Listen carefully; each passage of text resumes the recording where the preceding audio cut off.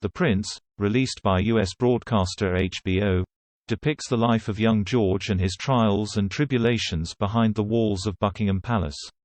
Since confirmation of its release, and ultimate showing on screens across the pond, critics have hit out at the satirical show, which also mocks the 8-year-old's parents Prince William and Kate, Duchess of Cambridge, as well as his uncle and aunt Prince Harry and Meghan Markle. It sparked a huge debate on ITV's Good Morning Britain, GMB, today, with Dr. Shola Mos-Shogbamimu arguing the show was not funny and that children were off limits when it came to ridicule. But when details of the show emerged back in March, commentator Stephen Armstrong claimed that the backlash against the show could become so fierce that it may see the likes of William and Harry team up in their condemnation of the program. He was referring to the recent rows that have dominated royal discussion, where Harry and Meghan have launched a series of allegations towards the firm over issues such as racism and mental health. This has seen division emerge between brothers William and Harry, as well as the Duke of Sussex and his father Prince Charles. But writing for The Telegraph earlier this year, for a piece titled "The Royal Family Will Soon Be United," in hatred of HBO's cruel, Prince George satire The Prince, Mr. Armstrong said Gary Janetti's creation could enrage supporters of both the Sussexes and the Cambridges. He wrote, "Blessed are the peacemakers, for they will secure a lucrative deal with HBO and unite the Windsors by giving them all the same target to hate."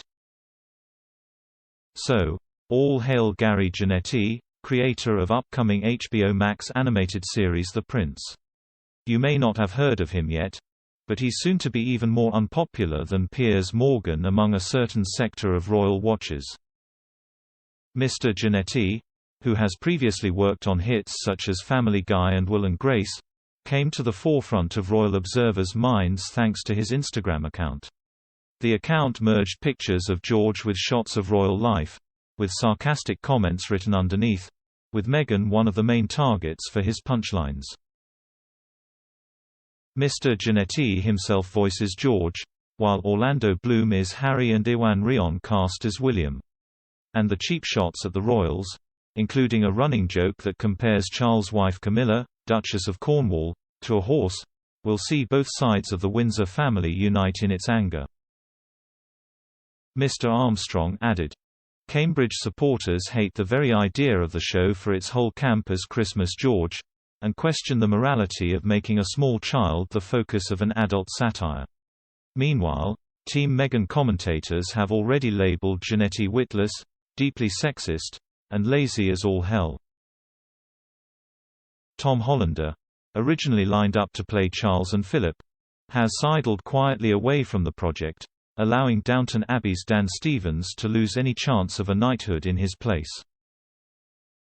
The show was originally set to give live earlier this year, but due to the passing of Prince Philip at the age of 99 in April, its release was pushed back. Alongside Mr. Armstrong, other figures from TV and film companies also hit out at The Prince. A producer at Disney argued it's one thing for filmmakers to play fast and loose with the truth in shows like The Crown, but poking fun at a, then, 7-year-old child seems cruel and unfair. They added, "Some things should be off limits. It's morally wrong to use a child to get cheap laughs." Meanwhile, Kayleigh Donaldson of Parjiba criticized Janetti, saying that the series lacks intent and appropriate targets.